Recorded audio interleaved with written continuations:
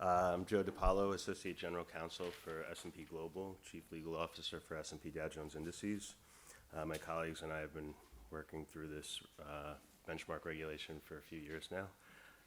Today, I'm going to be focusing on 5 points that we've been concentrating on in the Level 2 process. First is made available to the public. The next 3 are definitions or concepts that we feel would benefit from more clarity. And the final is the transitional period. You'll note that our proposed solutions throughout the presentation are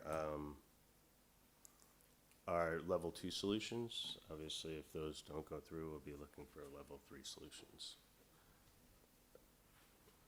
Is it up or down? There we go. Okay. That was my agenda. So right into it, made available to the public. We believe investor protection is the primary concern. This is the outcome the policymakers were attempting to achieve, and we feel it's clear in the Level 1 text. We have highlighted here a few recitals that illustrate the investor protection concept. Particular recital 6, the benchmark regulation, is to ensure a high level of consumer investor protection. Recitals 8 and 9 go to the concept that the scope of the benchmark regulation needs to be as broad as possible in order to achieve this objective.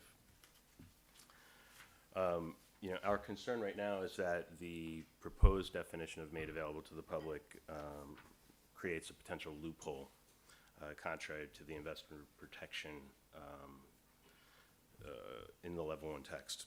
The loophole is found in the restrictive interpretation of accessible and the potential incentive for administrators or entities to limit the access to data, and that would affect the accessible to an indeterminate number of people. We've highlighted here a quote that's in ESMA's statement in the consultation paper, basically saying that if an index is referred to in a financial contract but not made available and therefore not subject to or in scope of the benchmark regulation, it creates a paradoxical situation. The final draft, we feel, should ensure that the provision of any index in connection with the creation of a financial instrument should be included and should be covered. There are financial products that may fall outside of the scope, or indices that are used for financial products that could fall outside of the scope without a change. To do so, we think that the threshold should be whether or not the investor is actually exposed to the index, not that they have access to the index value. So our proposal, as we note here, is to add language to the definition so that, and I'll read it, the index is provided or accessible to one or more supervised entities to allow the index within the meaning of Article 3.1.5 of the benchmark regulation, and through that use, an indeterminate number of people are exposed directly or indirectly to the index. That's going to achieve the overarching investor protection.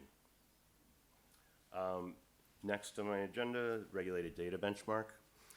This is a very important definition to all administrators, and the exemptions that it affords is critical to regulated data benchmarks.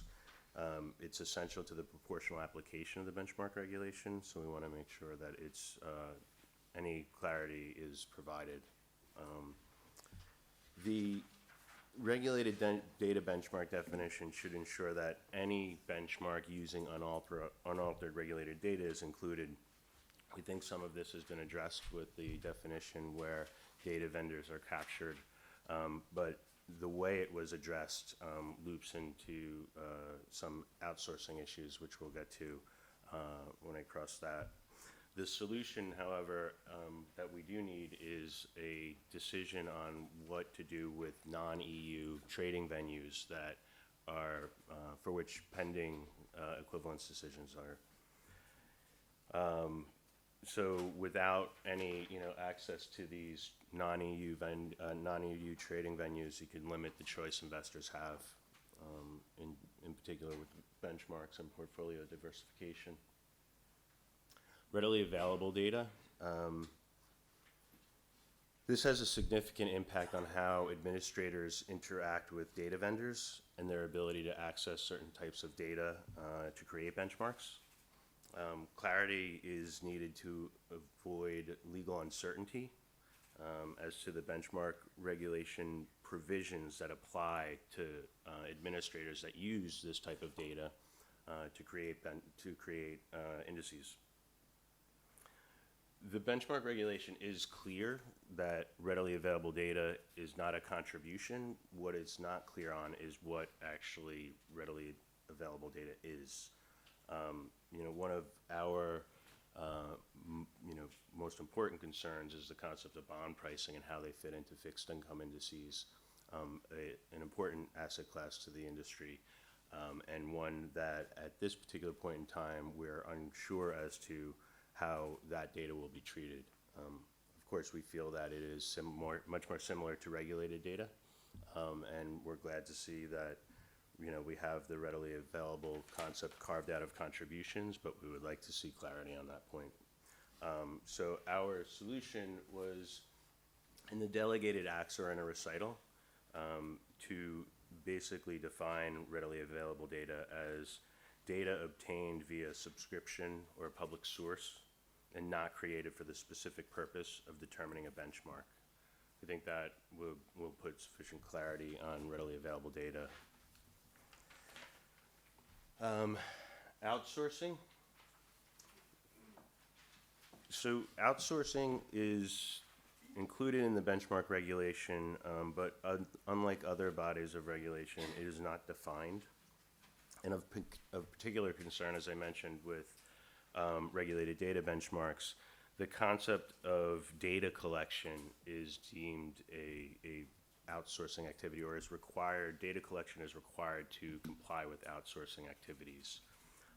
If outsourcing requirements are necessary to engage with a non-EU data vendor or data aggregator, this may lead to a decrease in the availability of data and potentially some extraterritoriality issues. Anyone who has dealt with negotiations with data providers understand that governing law, audits, inspections, these are very sensitive clauses. They take a long time to negotiate, and you've probably experienced significant difficulty in getting them to agree to provisions like this. I mean, in this case, the data vendor would have to agree that whatever National Competent Authority, or NCA, is governing the benchmark administrator, they would have to subject themselves to opening access to their premises in order for the outsourcing obligation to be met. One of the important notes here, and we obviously stand behind the data that we use at S&P Dow Jones Indices in our benchmarks, but the administrator remains responsible for this data.